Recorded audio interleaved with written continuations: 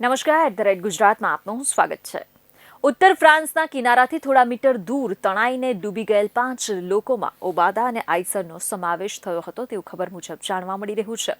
નવા વર્ષના 2024ના પ્રથમ પખવાડિયામાં નાની હોળીમાં યુકે જવાનો પ્રયાસ કરતી વખતે મૃત્યુ પામનાર તેઓ પ્રથમ વ્યક્તિ હતા તેવી માહિતી ખબરોમાં આવી। ખબર મુજબ રાત્રિનો એ સમય હતો અને રાત્રે 14 વર્ષીય ઓબાદા અબ્દલ રબ્બોને ફરી એકવાર શંકા થઈ રહી હતી।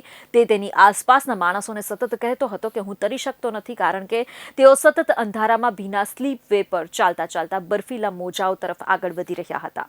ઓબાદાના મોટા ભાઈ આઈસરે તેનો હાથ પકડ્યો હતો તેવી જાણકારી રિપોર્ટમાં દર્શક મિત્રો જાણવા મળી રહ્યું છે। અહેવાલો પર નજર કરીએ તો 9 મહિના અગાઉ સિરિયા છોડ્યા બાદ આ ત્રીજી વખત બની રહ્યું હતું જ્યારે તેઓ સમુદ્ર તરફ પ્રયાણ કરી રહ્યા હતા। પરંતુ એક બાળકને આ પ્રકારની પરિસ્થિતિમાં કેવી રીતે મૂકી દેવામાં આવ્યો તે સવાલ ચોક્કસથી થઈ રહ્યો છે। કહેવાય છે કે આ દબાણ માતા-પિતા, સંબંધીઓ અને દાણચોરો દ્વારા કરવામાં આવે છે। અહેવાલો મુજબ છેલ્લા કેટલાક મહિનાઓથી ઓબાદાની આસપાસના માણસો તેમાંથી લગભગ 1 ડઝન તો દક્ષિણ સિરિયાના દારાહ વિસ્તારમાં તેના જ પાડોશમાં રહેતા હતા તેવું જાણવા મળી રહ્યું છે। તેઓ ઓબાદાને સતત મજબૂત બનાવવાનો પ્રયાસ કરી રહ્યા હતા, મર્દ બનવાનું કહી રહ્યા હતા, પણ તેનાથી ફાયદો થઈ રહ્યો ન હતો તેવી માહિતી દર્શક મિત્રો અહેવાલો મુજબ જાણવા મળી રહી છે। રિપોર્ટ પર નજર કરીએ તો એ રાત્રે કિશોર વયના બાળકો સાથે 2 માતાઓ પણ ત્યાંથી સરહદ પાર કરવાનો પ્રયાસ કરી રહી હતી। તેમને યુદ્ધગ્રસ્ત લિબિયામાંથી પસાર થવું પડે એવું હતું તેવું જાણવા મળી રહ્યું છે। ખબર અનુસાર ફ્લેટેબલ બોટ સ્લીપવેના છેડે પહેલેથી જ પાણીમાં હતી અને આપણે વાત કરીએ તો કેટલાક લોકો બોર્ડર પર ચઢી રહ્યા હતા। કુલ મળીને તેમની આસપાસની ભીડમાં 60થી વધુ લોકો તેમને બોટમાં જગ્યા મળે તેની આશા રાખીને બેઠા હતા। ઘણા બધા લોકો તેમાં સમાઈ શકે તેમ હતા।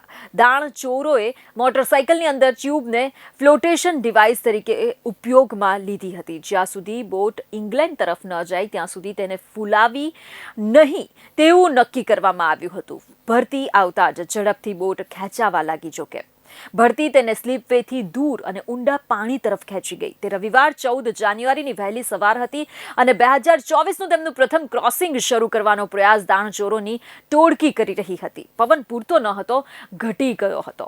ટૂંક સમયમાં જ એવું બન્યું કે તણાઈ ગયેલ લોકો બોટ પર ચઢવાનો પ્રયત્ન કરવા લાગ્યા અને અંધાધૂંધી છવાઈ ગઈ।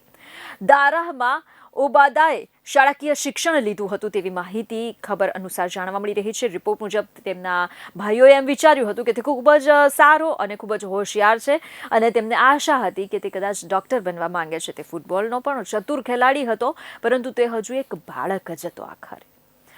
અહેવાલો પર નજર કરીએ તો એવું જાણવા મળી રહ્યું છે કે સિરિયામાં ઓબાદાને ઓળખતા મિત્રનું કહેવું છે એવો સંકેત મળે છે કે ઓબાદાને તેના નિરાશાગ્રસ્ત માતા-પિતા દ્વારા મુસાફરી કરવા માટે પ્રોત્સાહિત કરવામાં આવ્યો હતો અથવા તો તેના પર દબાણ પણ કરવામાં આવ્યું હતું। તેમના પિતા અબુ આઈસરને ઘણી સ્વાસ્થ્યલક્ષી સમસ્યાઓ હતી અને હવે તેઓ યુકેમાં સારવારની આશા રાખતા હતા।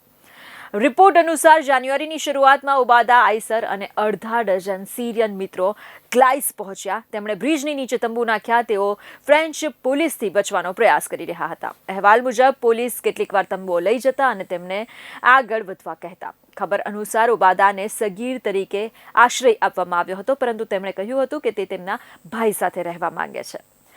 રિપોર્ટ પર નજર કરીએ તો હવામાનની આગાહી સામાન્ય હતી તેવું જાણવા મળી રહ્યું છે અને તેઓ શનિવારે રાત્રે નીકળવાના હતા। દરિયા કિનારે પવન ન હતો પરંતુ તાપમાન થોડું ઠંડુ હતું અને સમુદ્રની સપાટીનું તાપમાન કદાચ 7 ડિગ્રી સેલ્સિયસ હતું।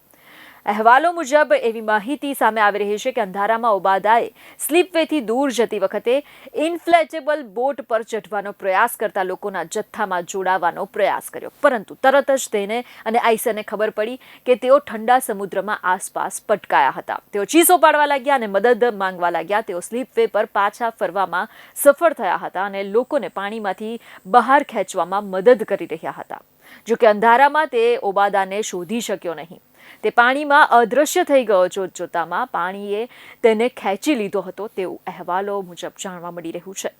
ફ્રેન્ચ પોલીસ નજીકમાં પેટ્રોલિંગ કરી રહી હતી। યુકેના વધારાના ભંડોળે ફ્રાન્સને આ પ્રદેશમાં અધિકારીઓની સંખ્યા વધારવા માટે સક્ષમ બનાવ્યું પરંતુ દાણચોરો દ્વારા ઉપયોગમાં લેવાતા દરિયા કિનારાના લગભગ 150 કિલોમીટરના પટ્ટાની દેખરેખ રાખવા માટે હજુ પણ સંખ્યા પૂરતા પ્રમાણમાં નથી તેમ કહેવાય છે। નૌકાદળનું એક હેલિકોપ્ટર અને પેટ્રોલિંગ બોટ 2:15 કલાકે ઘટના સ્થળે પહોંચ્યા।